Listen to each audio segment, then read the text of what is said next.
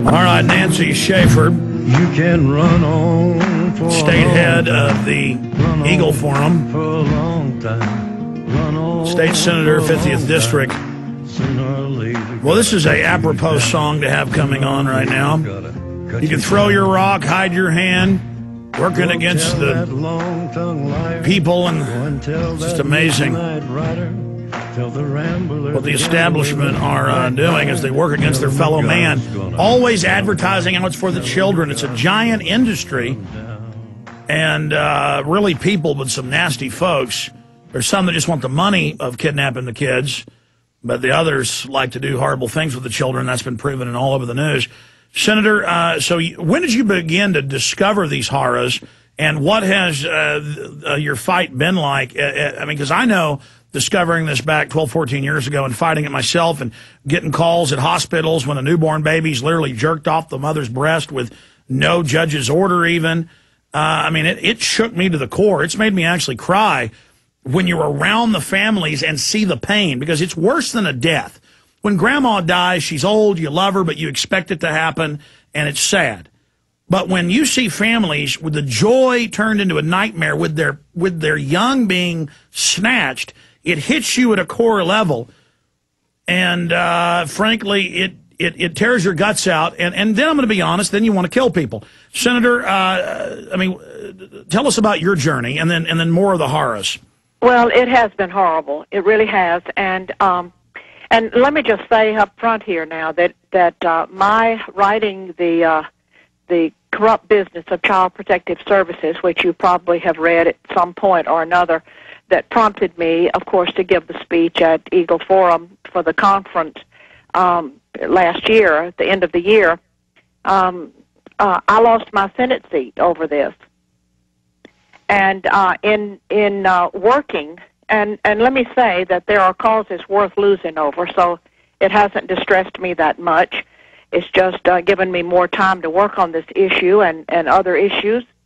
But in calling around the country to other state representatives and senators, asking them would they help this family or that family that have been contacting me, they have told me that if they help, if they do anything, they will lose their job. Isn't that interesting? Oh, it's a mafia. And, of course, it cost me my Senate seat. But that's okay. That's okay. We're moving forward. We're exposing what is being done. And you mentioned a few minutes ago about the judges and the money. I wanted to share with you that the Census Bureau has reported that in 2002, $40 billion in transfer payments were made between households. That money is under the direction and the control of family court judges. And that's only the tip of the iceberg. Of course, that's right. You break this down so well, but there's bounties on children's heads. Yes, there are. As a matter of fact, we just learned a few days ago that an order had even been placed to one of our Child Protective Services departments for a particular kind of child that they wanted.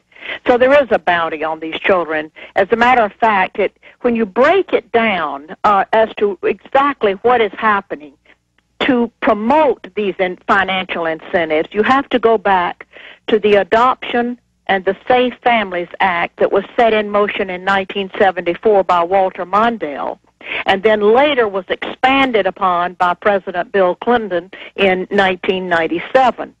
And what this act did is it offered cash bonuses to the states for every child they adopted out of foster care. So in order to receive the adoption incentive bonuses, local Child Protective Services need more children. They must have merchandise, which is the children, that sells. And you must have plenty so that the buyer can choose. Some counties are known to give $4,000 to $6,000 bonus for each child adopted out to strangers, and an additional $2,000 for special needs children. And, of course, this money just continues to follow the child for years and years and years. And the employees work to keep those federal dollars flowing. And that's why 67% of children nationally, and that happens to be the average in Texas as well, we have the state hearings on this, are on multiple psychotropic drugs, because once they give them a designation, then the cash amount goes way up. That's right. You're exactly right. You're exactly right. There's a baseline number.